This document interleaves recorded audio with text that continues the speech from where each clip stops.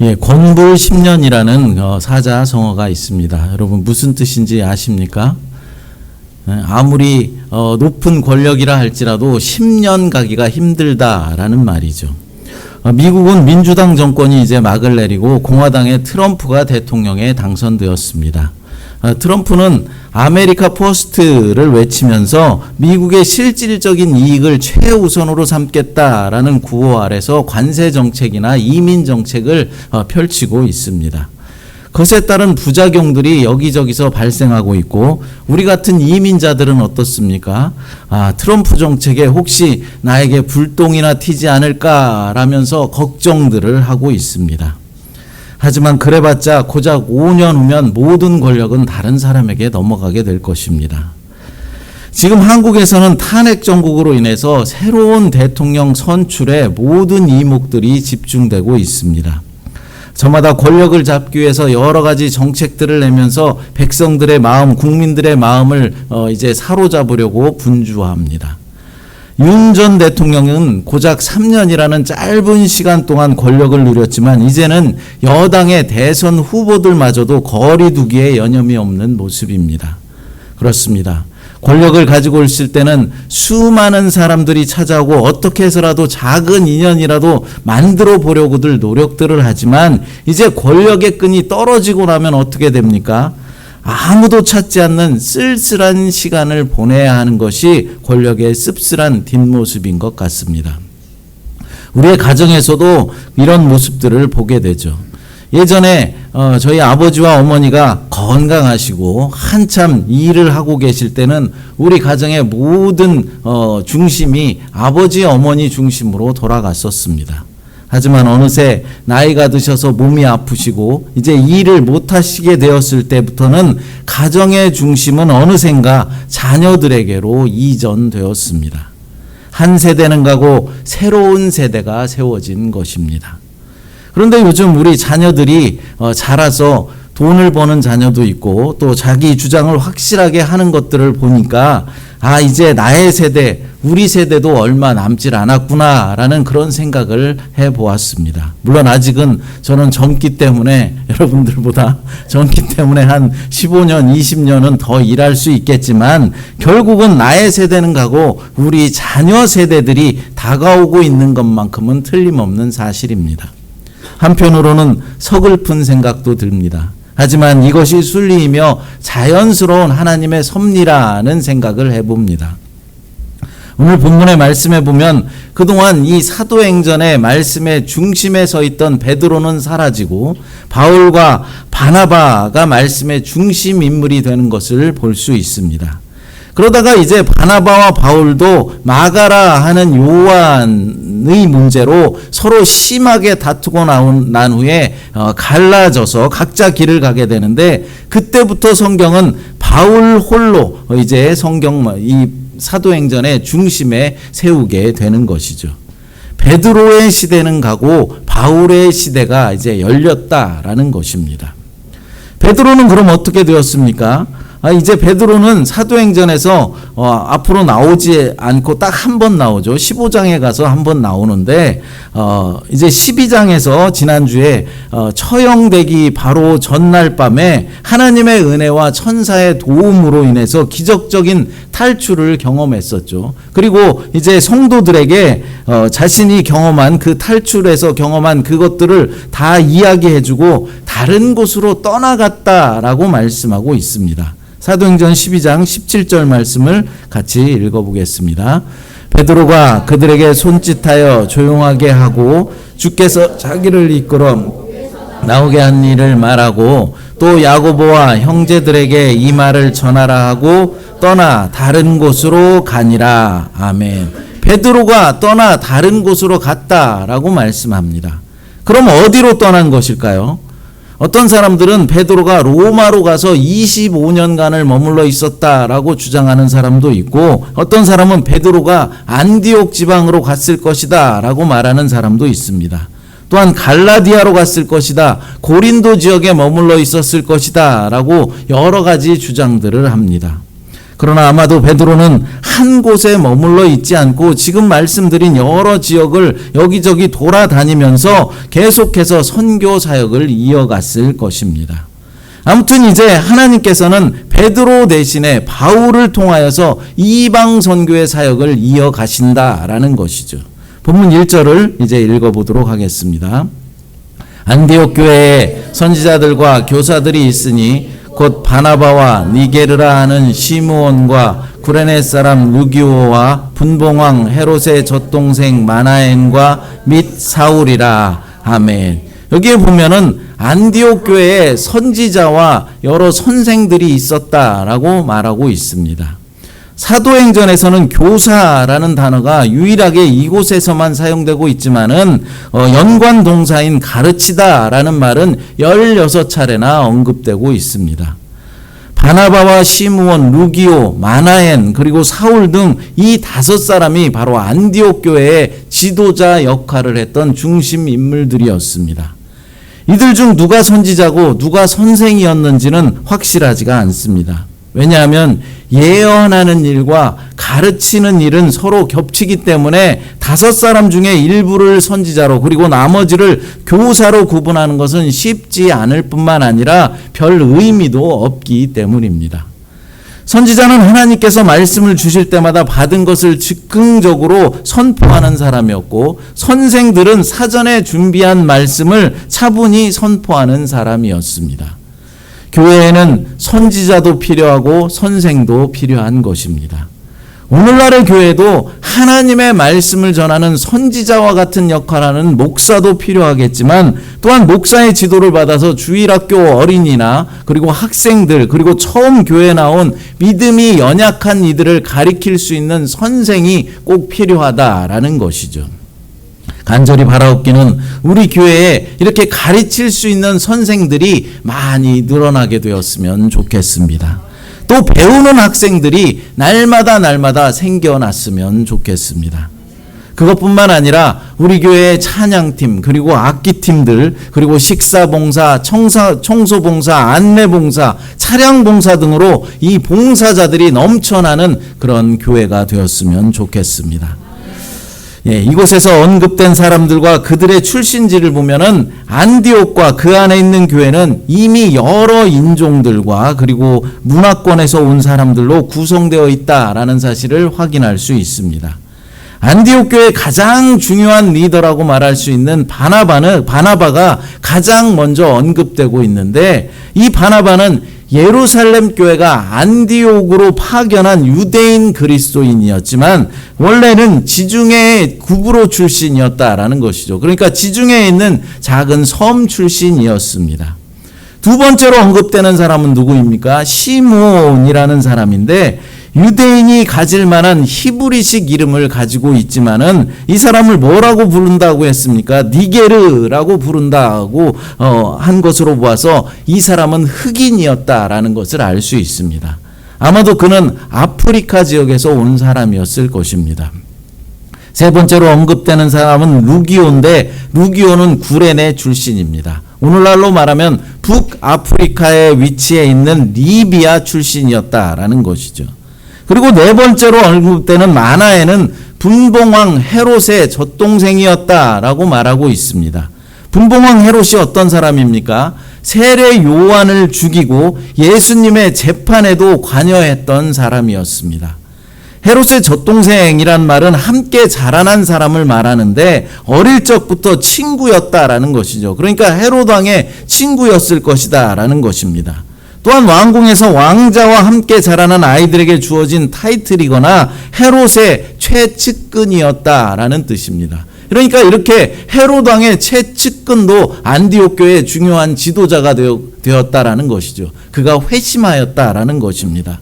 마지막으로 언급되는 사울은 다소에서 태어난 디아스포라 유대인으로서 예루살렘 지역으로 유학을 가서 바리새인이었던 가말리알에게 이제 배웠습니다. 성경을 꿰뚫고 있는 사람이다라는 뜻이죠. 사울은 교회를 핍박하다가 다메섹으로 가는 길에서 부활하신 예수님을 만나서 이제 선교사가 되었습니다. 그는 안디옥 교회에 오기 전에 다메섹과 아라비아 그리고 길르기아 등지에서 선교 활동을 했습니다. 사울은 이후에는 바울이라고 불리는 인물입니다. 그렇습니다. 이렇게 안디옥 교회는 다양한 출신, 다양한 인종, 다양한 생활 환경의 사람들이 모였던 최초의 교회였다라는 것이죠. 오늘날 우리 교회들도 다양한 사람들이 모이는 곳이어야만 합니다. 어떤 특정 지역 출신이라든가 학연 중심의 모임, 특정 부류의 사람들만 모이는 곳이 교회가 되어서는 안 되는 것이죠. 만약 특정 부류의 사람만 모이는 곳이라면 그것을 교회라고 말할 수 없고 동호회라고 말할 수 있을 것입니다. 그러므로 우리 교회는 출신지나 빈부 귀천에 상관없이 누구라도 하나님을 믿고자 하는 모든 사람들에게 교회의 문을 활짝 열어 놓아야 하는 것입니다.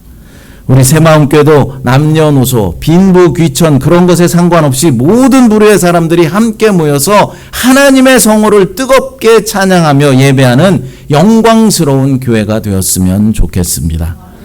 다양한 출신, 다양한 인종, 다양한 생활 방식의 사람이 모여서 하나님을 찬양하고 예배하던 이 안디옥 교회는 선지자와 교사들과 같은 많은 인재들이 있었으며 예루살렘 교회의 성도들을 돕기 위해서 헌금을 보내주었을 정도로 재정도 괜찮았습니다. 이들은 하나님의 백성이 되고 보니 너무나도 행복했고 이 좋은 복음을 자신들만이 누릴 것이 아니라 세상 사람들과 나누어야 한다라는 거룩한 부담감을 가지게 되었습니다. 모든 것이 그들로 하여금 하나님의 새로운 일을 할 때가 무르익었다라고 생각했던 것이죠. 성령 하나님께서 그들의 마음에 깨우침을 주셨던 것입니다. 그래서 그들은 금식하며 하나님의 말씀을 구하였습니다. 본문 2절을 읽어보겠습니다. 주를 섬겨 금식할 때에 성령이 이르시되 내가 불러 시키는 일을 위하여 바나바와 사울을 따로 세우라 하시니 아멘. 여기서 주를 섬겨 금식한 사람들이 누구인지는 확실하지는 않지만은 아마도 안디옥 교회의 모든 성도들이 함께 금식하였던 것으로 보입니다. 안디옥 교회 성도들은 하나님을 믿음으로 이렇게 행복하고 기쁜데 도저히 가만히 있을 수가 없었던 것입니다. 그래서 무엇인가 의미 있는 하나님의 사역들을 하고 싶은데 그것에 답을 얻기 위해서 금식하면서 하나님께 기도하였던 것이죠. 여러분, 지금의 우리 교회가 이 안디옥 교회처럼 은혜가 넘쳐나는 교회가 된다면 얼마나 좋겠습니까? 성도들 모두가 하나님을 믿음으로 기쁨이 넘치고 너무나도 감사해서 감사가 넘쳐서 하나님 나라를 위해서 내가 무엇을 할까, 우리가 무엇을 할까 금식하면서 하나님께, 성령 하나님께 하나님의 말씀을 지금 구하고 있는 것입니다. 여러분, 금식은 대개 어떤 때 합니까? 고난이 올 때 금식들을 합니다. 문제가 해결되지 않을 때 목숨을 내 걸어놓고 금식하며 기도하는 것이죠.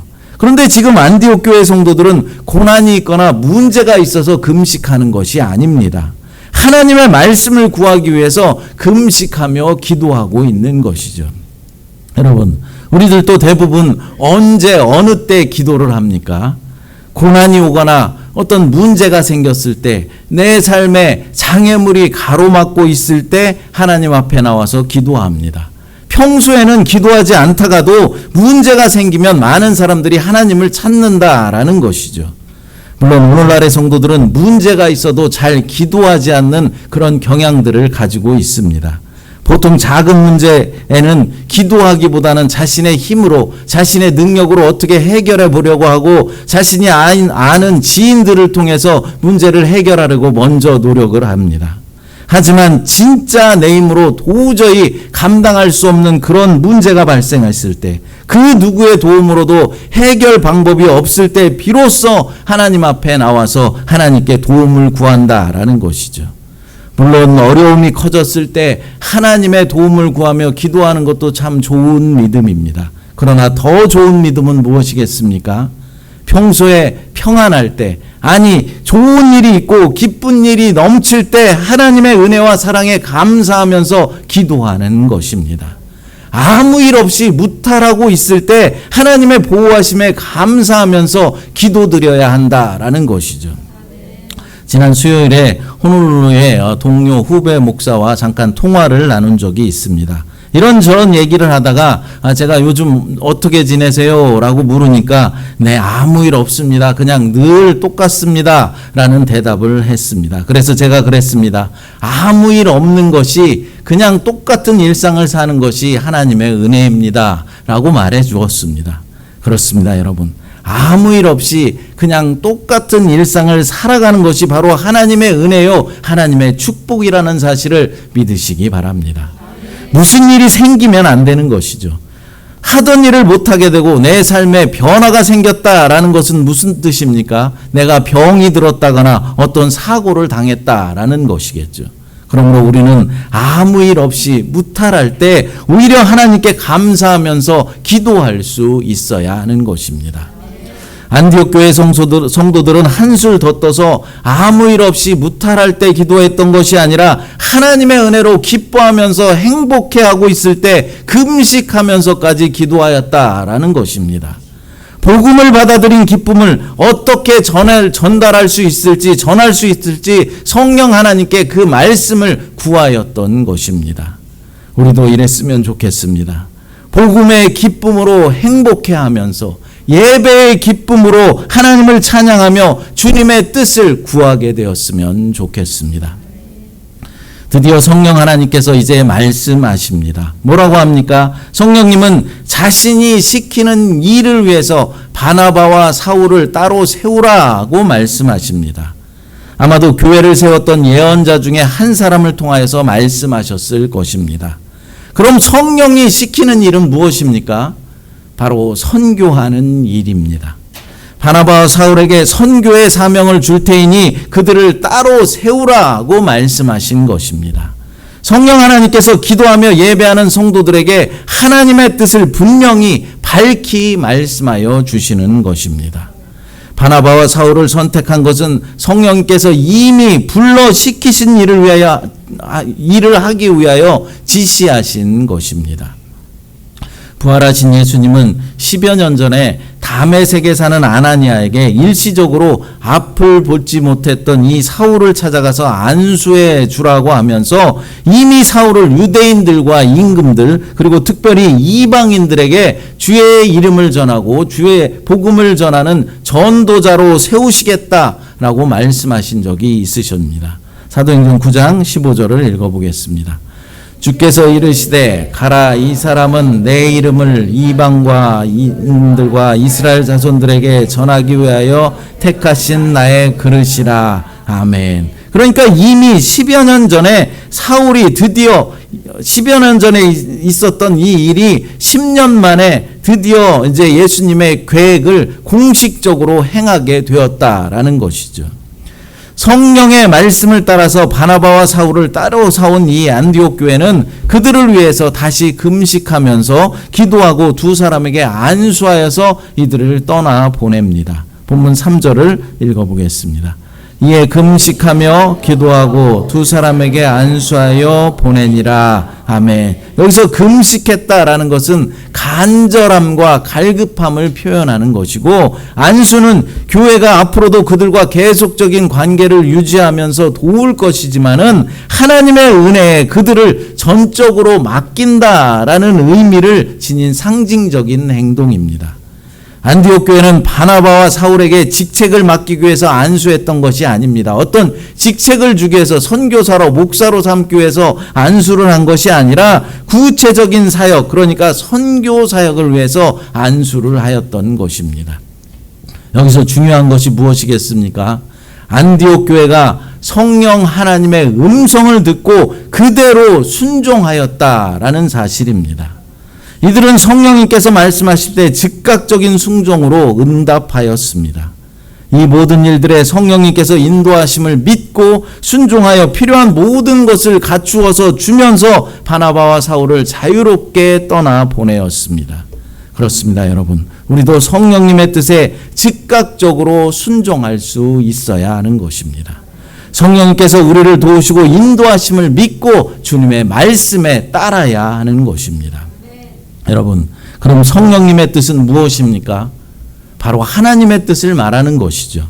그럼 하나님의 뜻은 무엇입니까? 하나님의 뜻을 오늘날 우리는 무엇을 통하여서 알 수 있겠습니까? 하나님께서 나에게 직접 말씀하십니까? 하나님의 뜻은 바로 우리에게 이미 계시로 주어진 성경 66권을 통하여서 우리가 알 수 있습니다. 성경에 기록되어져 있다라는 것이죠. 하나님의 뜻이 바로 성경 66권에 이미 계시되어 있고 우리에게 주어져 있다라는 것입니다. 그 성경의 말씀을 해석하고 신학적인 메시지를 담고 또한 우리의 일상에서 실천할 수 있도록 전하는 것이 바로 설교 말씀입니다. 그러므로 우리가 하나님의 뜻을 알고 확인하기 위해서는 주일 예배 시간에 선포되어지는 이 하나님의 말씀, 설교 말씀에 집중할 수 있어야 하는 것입니다. 하나님께서 무엇라고 말씀하시는지 집중하여서 들어야 한다라는 것이죠. 강단에 세운 목회자를 통하여서 하나님께서 주의 백성들에게 하시고자 하는 말씀들을 대신 전하여 주시기 때문입니다. 그런데 문제는 오늘날 말씀을 듣는 성도들이 선포되어지는 이 말씀을 하나님의 말씀으로 듣지 않으려 한다라는 것이 문제인 것입니다. 많은 성도들은 선포되어지는 말씀을 하나님의 말씀으로 믿고 순종하려고 노력들을 하지만 어떤 신자들은 목사의 설교를 하나님의 말씀이 아니라 그냥 사람의 말, 목사의 잔소리점으로 듣는다라는 것이죠. 그러면서 뭐라고 합니까? 또 나를 치는 설교를 하는구나. 또 나 들으려고 저런 말을 하는구나 라면서 그렇게 생각하며 말씀에 대한 거부감을 가지게 되고 아예 귀를 닫아버리게 되는 것입니다. 그런데 여러분, 목사의 설교를 하나님이 하신 말씀으로 듣지 않고 목사의 잔소리쯤으로 듣게 되면 어떻게 되겠습니까? 말씀에 상처를 입게 되는 것이죠. 신앙 성장에 아무런 도움을 받을 수가 없다라는 것입니다. 오히려 믿음이 성장되는 것이 아니라 말씀을 들으면 들을수록 점점 믿음이 퇴보되는 현상을 겪게 되는 것이죠. 만약 말씀을 듣다가 저 말씀은 나 들으라고 하는 말이구나, 나한테 하는 말이구나 라고 그렇게 느끼신다면 하나님께서 지금 나의 잘못을 지적하시면서 회개의 기회를 주시는구나 라고 생각하면 되는 것입니다. 그래서 오히려 회개하고 하나님께 감사해야 하는 것이죠. 그런데 설교 말씀을 목사의 말로 생각하게 되면 어떻게 되겠습니까? 왜 목사가 나한테 이런 말을 하지? 나를 죄인으로 지금 몰아가고 있구나 생각하게 되어서 시험에 빠지게 되는 것이죠. 마귀 사탄의 계획대로 실족하게 되는 것입니다. 하지만 설교 말씀을 하나님의 말씀으로 듣게 되면 어떻게 되겠습니까? 아무런 문제도 생기지 않습니다. 말씀을 듣고 회개할 것이 있으면 회개하면 되는 것이고 회개할 수 있는 그렇게 하신 하나님께 오히려 감사드리면 되는 것입니다. 여러분, 많은 신자들이 목사의 설교를 듣다가 시험에 빠진다고 합니다. 혹시 오늘 말씀을 듣다가 시험에 빠지시는 분은 없으시겠죠? 시험에 빠지지 말길 바랍니다. 왜 목사의 설교를 듣다가 시험에 빠집니까? 설교 말씀을 목회자를 대리인으로 세워서 나에게 주시는 하나님의 말씀이라고 생각하지 않고 그냥 사람이 하는 말이다 이렇게 믿기 때문에 그렇습니다. 사람의 말로 듣는데 어떻게 그 말씀에 순종할 수 있겠습니까? 사람의 말로 들으면 절대로 순종할 수 없는 것이죠. 그러므로 여러분, 목회자를 대리자로 세워서 예배 시간에 하나님의 대리자로 세워서 선포하시는 말씀을 하나님께서 바로 지금 나에게 주시는 말씀으로 듣게 되시기를 간절히 바랍니다. 그래야만 하나님의 뜻을 우리가 알 수 있는 것이고 그 하나님의 뜻에 순종할 수 있게 되는 것입니다. 안디옥 교회 성도들은 성령님이 주시는 말씀에 순종하였습니다. 그래서 교회의 가장 중요한 인재였던 이 바나바와 바울도 기꺼이 선교사로 파송하는 데 내어줄 수 있었습니다. 우리도 주님의 말씀에 순종해야 하는 것이죠. 특별히 선교 사역에 있어서 하나님의 뜻을 우리는 따라야 하는 것입니다. 제가 늘 말씀드리지만은 교회가 어렵다고 선교하는 일을 중지해서는 안 됩니다. 교회 재정이 힘들다고 선교비를 줄여서는 안 되는 것이죠. 우리가 기도하며 도와야 할 선교사들이 얼마나 많이 있는지 모릅니다. 제가 눈을 감고 기도하다 보면 이 선교사도 떠오르고 저쪽 태국에 있는 선교사도 떠오르고 중국에 있는 선교사도 떠오릅니다. 도와주어야 하는데 도와주지 못하니 안타까운 그런 마음들이 든다라는 것이죠. 또한 어떻게 해서라도 우리 교회가 지금 후원하고 있는 컴패션 어린이들을 돕는 일을 끝까지 우리들은 최선을 다해야 하는 것입니다. 그럴 때 우리 교회는 성장하게 되는 것이고 여러분들의 믿음도 날마다 자라가게 되는 것이죠.